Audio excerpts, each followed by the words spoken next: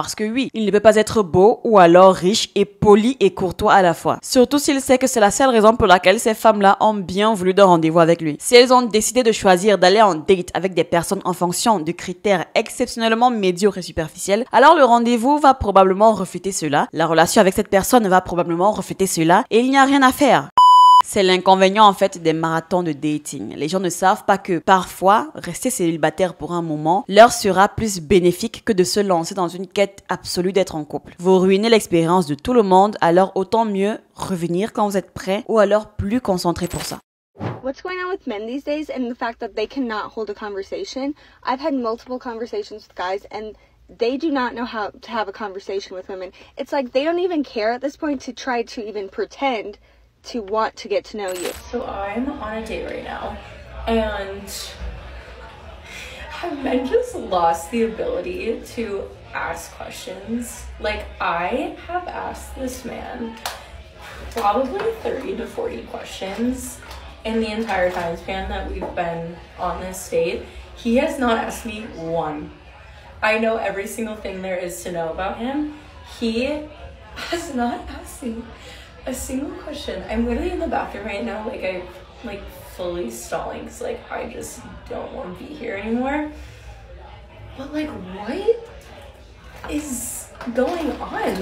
Why do men have the full inability to not ask questions about themselves? J'ai vu ce sujet revenir beaucoup de fois, j'ai vu beaucoup de femmes en parler sur TikTok et je me suis dit que ça serait intéressant de partager mes réflexions par rapport à ce sujet comme d'habitude, mais j'apprécierais vraiment votre contribution à vous messieurs dans les commentaires, histoire d'avoir un point de vue masculin. Et bien sûr, si vous êtes une femme et que vous tombez sur cette vidéo, j'aimerais entendre votre expérience aussi. Mais comme je l'ai dit, je vais proposer une analyse d'une perspective féminine, ici en tant que personne qui crée du contenu pour les hommes. Donc messieurs dans les commentaires, n'hésitez pas à partager votre expérience. Alors, pourquoi est-ce que les hommes sont-ils dans l'incapacité totale de poser des questions aux femmes sur elles, de s'intéresser à elles lors des rendez-vous? Alors on va faire simple. J'ai quelques idées en tête et on va partir du scénario le plus safe, l'hypothèse la plus douce, au pire cas de figure envisageable. Donc restez jusqu'à la fin, c'est très important pour avoir tous les cas de figure et bien sûr saisir l'entièreté de mon propos. L'objectif n'est pas d'essayer de trouver des excuses, mais plutôt d'essayer de penser à toutes les éventualités des deux côtés et de fournir des solutions pour chaque point. Je ne pense pas que ce soit toujours l'exemple d'un comportement malveillant ou que cela signifie automatiquement que le gars en question il est horrible, comme tant de femmes le laissent entendre sur TikTok. Je pense qu'une réponse à ce type de cas de figure a à voir en fait avec des compétences en communication, de l'augmentation de l'isolement individuel, de l'isolement que vivent ou du moins ce que subissent les hommes et du manque de connexion humaine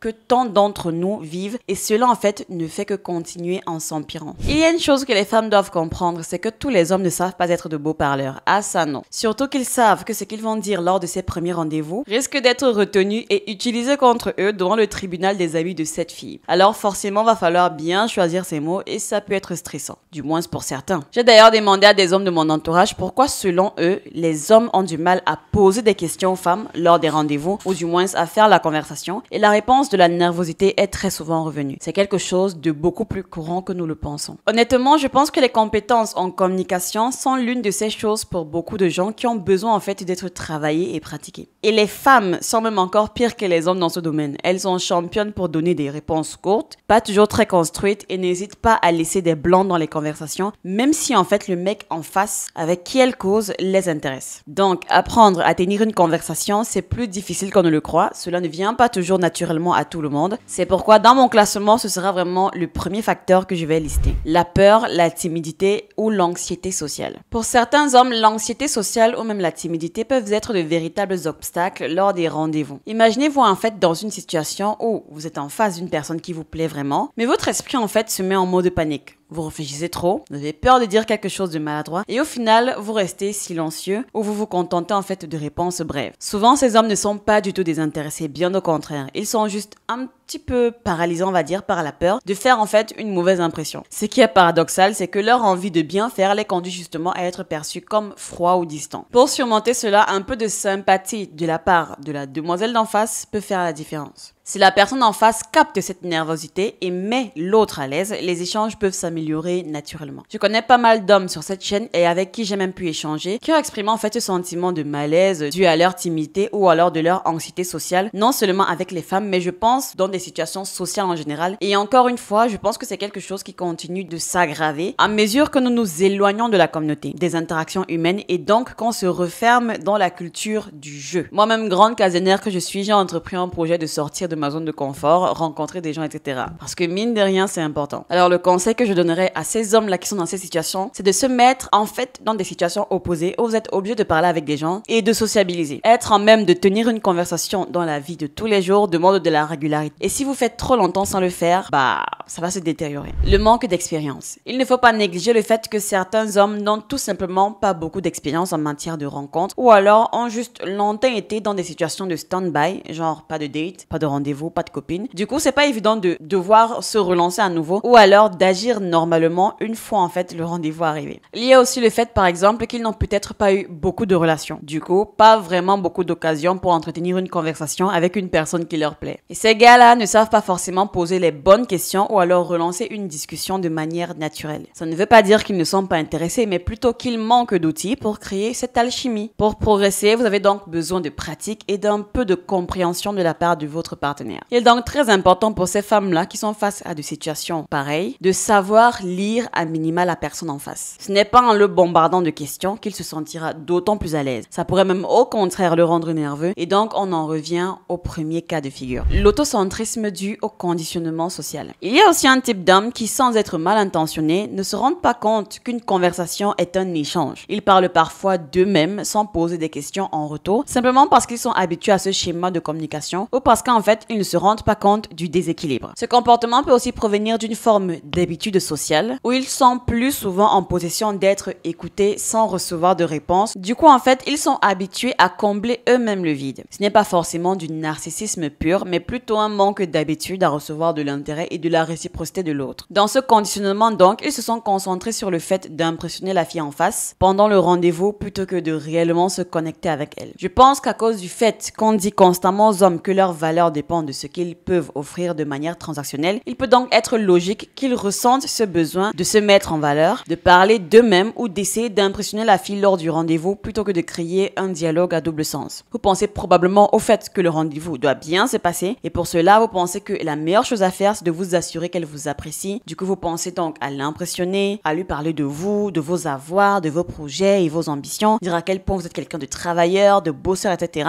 Et comme je le dis donc, c'est un problème de conditionnement culturel et sociétal. C'est vrai qu'une femme, ok, elle doit admirer l'homme qui est en face d'elle et qui potentiellement peut se transformer en son futur partenaire, mais si vous en faites plus que nécessaire, elle pourra penser en fait que vous êtes narcissique. C'est pas facile à faire et même à ce niveau, un sentiment de nervosité peut même cacher toute cette attitude. Parce que oui, certaines personnes, quand elles sont nerveuses, se mettent à parler et à débiter vraiment longtemps. Ce n'est pas vraiment de leur faute. Alors, quelle est la solution ici? Il faudrait juste comprendre que ce n'est pas forcément la bonne façon d'aborder les choses que de chercher à cocher en fait la case de comment impressionner cette femme. Je pense qu'une véritable curiosité, une écoute active, un échange participatif, c'est vraiment ce qui impressionne une femme lors d'un premier rendez-vous, car c'est en fait le moment d'essayer de la connaître pour voir si vous êtes compatible. Ce qui est réellement important, c'est de se connecter et d'être sincèrement curieux à propos de la personne avec qui vous avez un rendez-vous pour voir en fait si ça peut matcher. Je sais que dans ces moments-là, beaucoup d'hommes ressentent ce besoin de parler d'eux-mêmes, de se vendre un petit peu comme si c'était des commerciaux ou alors comme si c'était un entretien d'embauche. Mais listez vos réalisations, votre argent, le poste que vous occupez dans votre travail, toutes ces choses en fait cool de votre lifestyle, si vous ne faites que les vanter entre guillemets, histoire de se présenter d'une manière qui fera en sorte que la femme en face vous apprécie davantage et sente que votre présence dans sa vie va lui rapporter quelque chose ou alors lui ajouter de la valeur, n'est pas vraiment la manœuvre à avoir. Mais c'est normal que vous pensez à ça, c'est comme ça qu'on a conditionné votre existence à votre utilité, parce que pour cette société, un homme cesse d'être un homme lorsqu'il n'est plus utile. Voilà la triste réalité. Bon, maintenant on va passer aux deux pires cas de figure. Manque d'intérêt ou alors d'engagement. C'est moins flatteur, mais parfois certains hommes se montrent peu engageants parce qu'ils ne sont vraiment pas investis dans la rencontre. Peut-être que la personne ne leur plaît pas autant qu'ils l'avaient imaginé, ou alors qu'ils sont distraits par autre chose de leur vie personnelle. Indépendamment bien sûr de la situation, ils peuvent donc être tracassés par autre chose et c'est donc l'ambiance du rendez-vous qui en pâtit. Ici, pour une femme, il est important de lire les signes. Un manque d'intérêt évident peut indiquer d'un homme qu'il est là en fait par automatisme ou alors par simple curiosité, sans réelle intention d'approfondir la relation. C'est probablement l'effet d'enchaîner date après date et le mec en face est probablement lassé de ces conversations répétitives. C'est l'inconvénient en fait des marathons de dating. Les gens ne savent pas que Parfois, rester célibataire pour un moment leur sera plus bénéfique que de se lancer dans une quête absolue d'être en couple. Vous ruinez l'expérience de tout le monde, alors autant mieux revenir quand vous êtes prêt ou alors plus concentré pour ça. Le désintérêt actif ou l'arrogance. Et puis, il y a donc le pire scénario. Celui où l'homme est tout simplement arrogant, où il se dit que son simple statut suffit à séduire. Ces gars-là estiment parfois que c'est à la fille de faire tous les efforts pour que, en fait, la conversation tienne la route. Dans ce scénario, il est fort probable que le gars avec qui elles ont un rendez-vous en ce moment ne se soucie tout simplement pas d'elles ou de ce qu'elles ont à dire. Ils n'ont rien à foutre de leurs avis et opinions. Et dans ce cas, je dirais à ces femmes de ne certainement pas aller à un deuxième rendez-vous avec cet homme parce que ce sont en fait des hommes qui ont simplement une tonne d'options chez les femmes et qui ne seront tout simplement pas dans une vibe de devenir des petites amies parce qu'ils ont le choix, vous voyez. Et c'est juste la réalité. Si un homme affiche un tel caractère, ça veut dire qu'il est un de ces hommes qui plaît à beaucoup de femmes, que beaucoup de femmes veulent et qui ont probablement plein de rendez-vous avec elles. Ils sont peut-être beaux, grands, athlétiques et j'en passe. Donc, ils ne veulent plus faire d'efforts. Et en même temps, c'est également un comportement observable chez la gente féminine. Quoique ces messieurs, ils peuvent même ne pas être BG, c'est probablement leur compte en banque qui est BG. Et vu qu'ils savent qu'ils ont les moyens de faire fondre n'importe quel fimbi, ils croisent les bras et observent. Et c'est justement ces femmes, en acceptant le rendez-vous avec un mec pareil, se sont dit ouais, il est trop BG ou alors ouais, il a l'air super fréquent, etc. Va falloir maintenant dealer avec son comportement parce que oui, il ne peut pas être beau ou alors riche et poli et courtois à la fois. Surtout s'il sait que c'est la seule raison pour laquelle ces femmes-là ont bien voulu d'un rendez-vous avec lui. Bah obligeant en fait, le boug il doit se faire désirer. Si elles ont décidé de choisir d'aller en date avec des personnes en fonction de critères exceptionnellement médiocres et superficiels, alors le rendez-vous va probablement refléter cela, la relation avec cette personne va probablement refléter cela et il n'y a rien à faire. Et moi de toute façon, la seule chose que je peux dire à ces femmes, c'est que au lieu de penser premièrement à aller se plaindre en faisant un TikTok pour expliquer à quel point